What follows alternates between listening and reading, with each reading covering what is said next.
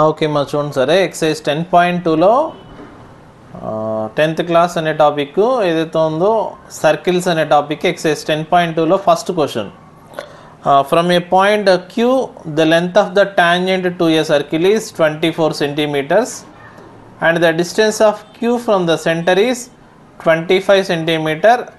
Find the radius of the circle.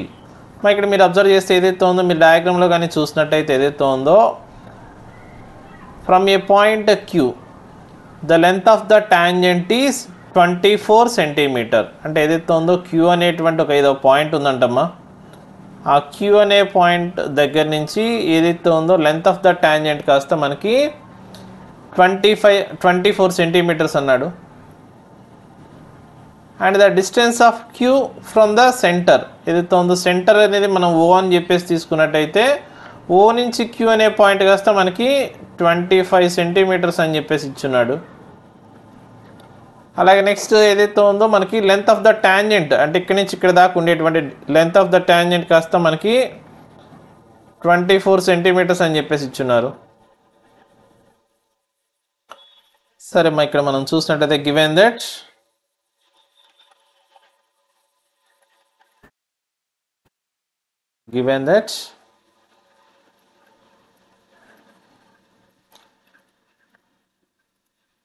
length of the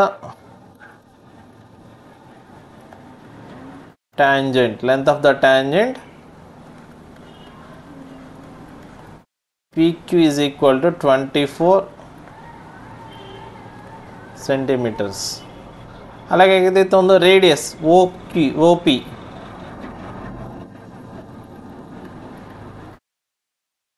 radius of a circle అది మనకు తెలియదు కాబట్టి question mark అన్నట్టు. అలాగే ఏదైతే ఉందో length of OQ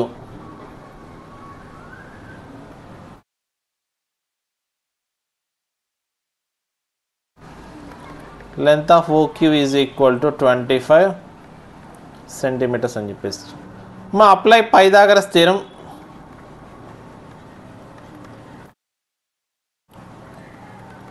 apply Pythagoras theorem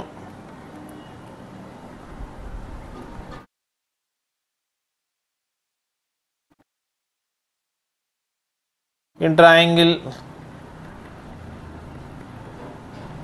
O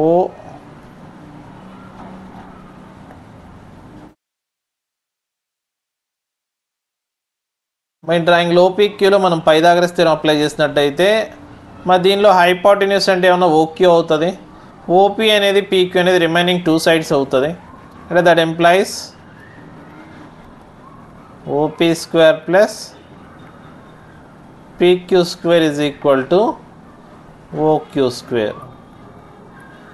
That implies my OP square అంటే మనకు తెలియదు, OP square plus PQ square అంటే ఉన్న 24 square is equal to OQ square అంటే ఉన్న 25 square అవుతుంది.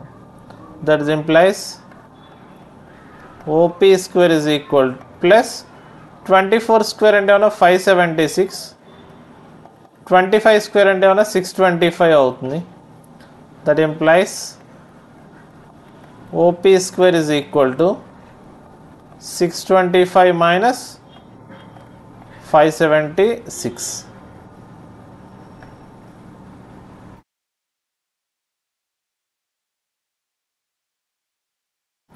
That employees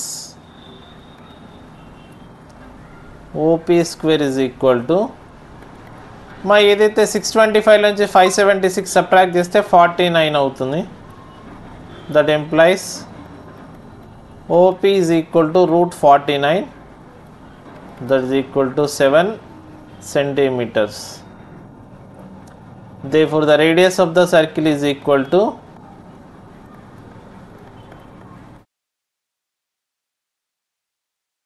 radius of the circle is equal to 7 centimeters. మరి ఇక్కడ ఆన్సర్ వచ్చేసరికి ఫస్ట్ బిట్ ఏ అనేది ఆన్సర్ అవుతుంది అన్నమాట. ఓకే అర్థమైంది. ఇది ఇలాంటివన్నీ మనకి 2 marksకి మనకి చాలా ఇంపార్టెంట్ అమ్మా. ఇవి మనకి ఆల్రెడీ మనం మాట్లాడుకున్నాం సర్కిల్స్ అనే టాపిక్లోంచి మనకి 1 మార్క్ క్వశ్చన్ ఒకటి, అలాగే 2 మార్క్స్ క్వశ్చన్ ఒకటి, అలాగే 4 మార్క్స్ అడుగుతారు. ఈ మోడల్లో మనకి ఏదైతే ఉందో మొత్తం 3 ఉంటాయి అన్నట్టు. ఏదైతే ఉందో మనకి రేడియస్ కానీ, లెంత్ ఆఫ్ ద టాంజెంట్ కానీ, లేకపోతే ఓక్యూ కానీ, అంటే ఏదైతే ఉందో లెంత్ ఆఫ్ ది ఏదైతే ఉందో సెంటర్ నుంచి ఆ ఏదైతే పాయింట్కి ఉండేటువంటి డిస్టెన్స్, ఈ విధంగా మనకి ఓపీ, పీక్యూ, ఓక్యూల్లో ఏదైనా 2 ఇస్తాడు, మిగతా 3వ దాన్ని మనల్ని ఫైండ్ అవుట్ చేయమంటారు. ఈ మోడల్ ప్రాబ్లమ్స్ అనేవి మనకి 2 మార్క్స్ అనేవి చాలా ఇంపార్టెంట్ అన్నట్టు. ఓకే, నోట్ చేసుకోండి.